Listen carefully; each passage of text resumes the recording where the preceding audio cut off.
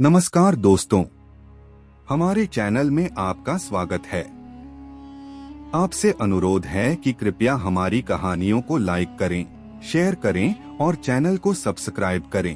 पहले बुजुर्ग की कहानी सुनने के बाद दैत्य ने दूसरे बुजुर्ग को कहानी सुनाने के लिए कहा। दूसरे बूढ़े ने कहा, हे दैत्यराज, ये दोनों काले कुत्ते मेरे सगे भाई हैं। हमारे पिता ने मरते समय हम तीनों भाइयों को 3000 अशर्फियाँ दी थीं।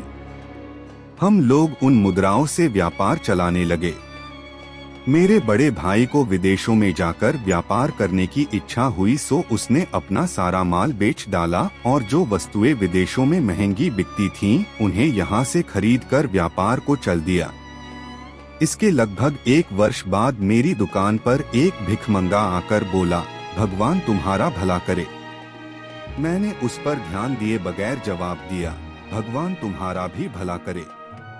उसने कहा कि क्या तुमने मुझे पहचाना नहीं?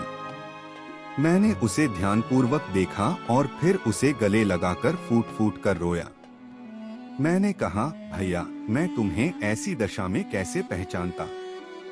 फिर मैंने उसके परदेश के व्यापार का हाल पूछा तो उसने कहा कि मुझे इस हाल में भी देखकर क्या पूछ रहे हो। फिर मेरे जोर देने पर उसने वे सारी विपदाएं बताईं जो उस पर पड़ी थीं और बोला कि मैंने संक्षेप ही में तुम्हें सब बताया है।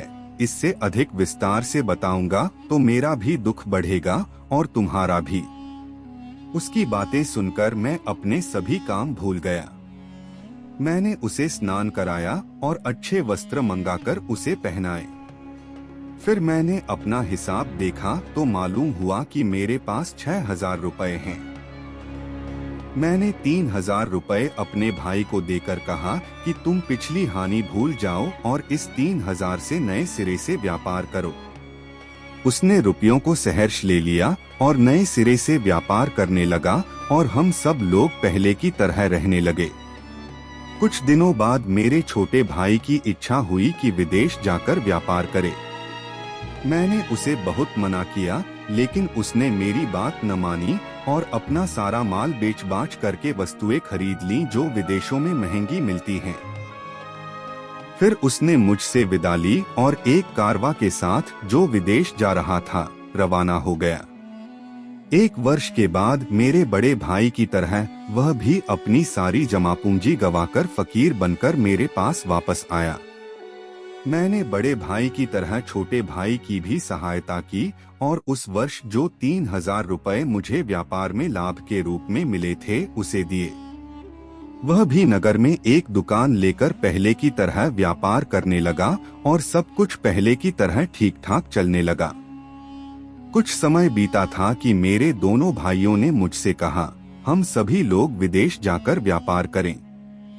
पहले मैंने इनकार किया और कहा कि तुम लोगों ही को विदेशी व्यापार से क्या लाभ हुआ है जो मुझे भी इस बार चलने को कह रहे हो।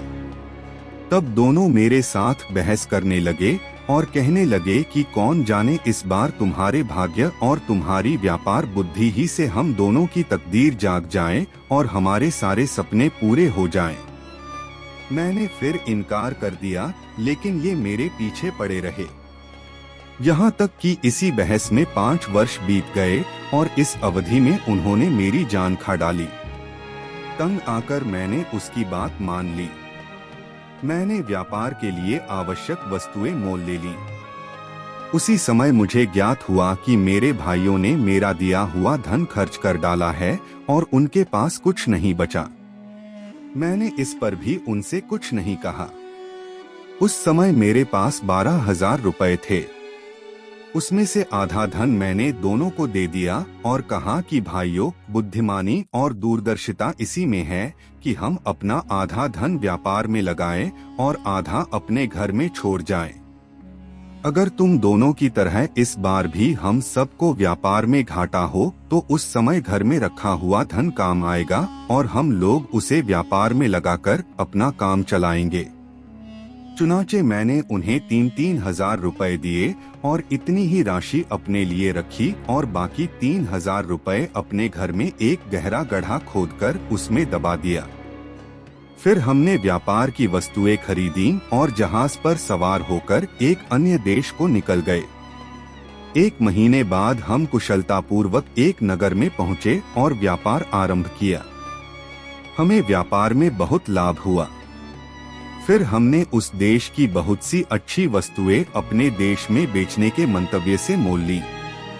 जब हम उस स्थान पर लेन देन कर चुके और जहाज पर वापस आने के लिए तैयार हुए तो एक अत्यंत सुंदर स्त्री फटे पुराने कपड़े पहने हुए मेरे सामने आई। उसने जमीन पर गिरकर मुझे सलाम किया, मेरा हाथ चूमा और मुझसे निवेदन किया कि मेरे साथ विवाह कर लो। मैंने इस बात को उचित न समझा और इनकार कर दिया, लेकिन वह गिड़गिड़ाती और मिन्नतें करती रही। अंत में मुझे उसकी निर्धनता पर दया आ गई और मैंने उसकी प्रार्थना स्वीकार करके उसके साथ विधिवत विवाह कर लिया और उसे अपने साथ जहाज पर चढ़ा लिया। मैंने रास्ते में देखा कि वह केवल सुंदरी ही नहीं, अत्यंत बुद्धिमती भी है। इस कारण मैं उससे बहुत प्रेम करने लगा।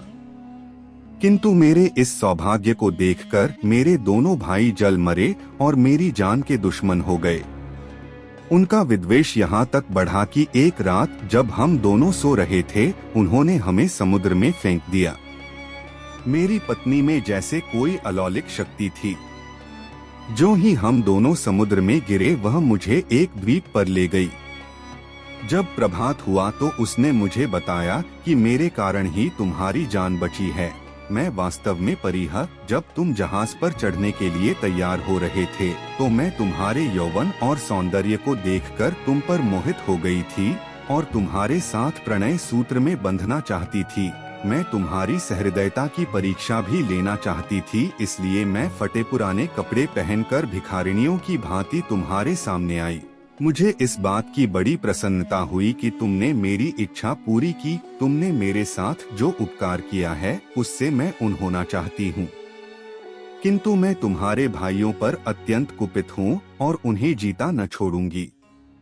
उसकी बातें सुनकर मुझे घोर आश्चर्य हुआ। मैंने उसका बड़ा एहसान माना और अत्यंत दीनतापूर्वक कहा कि तुम मेरे भाइयों को जान से न मारो। यद्यपि उन्होंने मुझे बड़ा कष्ट पहुंचाया है, तथापि मैं यह नहीं चाहता कि उन्हें ऐसा कठोर दंड दिया जाए। मैं जितना ही अपने भाइयों की सिफारिश करता था, उतना ही परी का क्रोध उन पर बढ़ता जाता था। वह कहने लगी कि मैं यहाँ से उड़कर जाऊंगी और उन दुष्टों समेत उनके जहाज को डुबो दूंगी।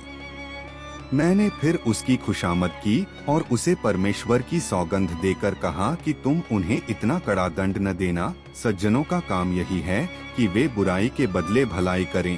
तुम अपने क्रोध को ठंडा करो और यदि तुम उन्हें दंड ही देना चाहो तो मृत्यु दंड के अतिरिक्त जो दंड चाहो दे दो। मैं उसे इस तरह समझा बुझा और मना रहा था कि उसने एक क्षण में मुझे उड़ाकर मेरे मकान की छत पर पहुंचा दिया और स्वयं अंतर्ध्यान हो गई। मैं छत से उतरकर घर के अंदर आया। फिर मैंने गड्ढे से अपने दबाए हुए 3000 रुपए निकाले और दुकान में जाकर फिर कारोबार करने लगा। जब मैं दुकान से घर को वापस आया तो मुझे यह देखकर आश्चर्य हुआ कि मकान के अंदर 2 काले कुत्ते मौजूद हैं। मुझे देखकर वे दुम हिलाते हुए मेरे पास आए और मेरे पांवों पर सर रखकर लौटने लगे। उसी समय वह परी मेरे घर में आई और मुझसे बोली कि इन कुत्तों को देखकर घबराना नहीं, ये तुम्हारे दोनों भाई हैं। यह सुनकर मेरा तो खून ही सूख गया। मैंने दुखी होकर परी से पूछा कि ये कुत्ते कैसे बन गए। उसने कहा, मेरी एक बहन है जिसने मेरे कहने पर तुम्हारे जहाज को मालसबाब समेत डुबो दिया और तुम्हारे भाइयों को 10 वर्ष के लिए कुत्ता बना दिया। यह कहकर परी अंतर्ध्यान हो गई। जब 10 वर्ष व्यतीत हो गए तो मैं अपने भाइयों को साथ लेकर इधर आ निकला और इस व्यापारी तथा इस हिरनी वाले वृद्ध को देखकर यहाँ रुक गया। यही मेरी कहानी है। हे दैत्यराज, आपको यह कहानी अद्भुत लगी या नहीं? दैत्य ने कहा, वास्तव में तेरी आप बीती बड़ी अद्भुत है। मैंने व्यापारी के अपराध का 2/3 भाग भी माफ कर दिया। इस पर तीसरे बूढ़े ने इन दोनों की तरह दैत्य से कहा कि अब मैं भी अपना वृत्तांत आपसे कह रहा हूँ। यदि आप इसे भी अद्भुत पाए तो कृपया व्यापारी के अपराध का बाकी 1/3 भाग भी क्षमा कर दें। दैत्य ने यह बात स्वीकार की। दोस्तों, अगले एपिसोड में हम सुनेंगे आखिरी बुजुर्ग की कहानी जिसके पास खच्चर था। तब तक के लिए अलविदा। अपना ध्यान रखना और कृपया कहानी को लाइक और शेयर करें। हमारे चैनल को सब्सक्राइब करें।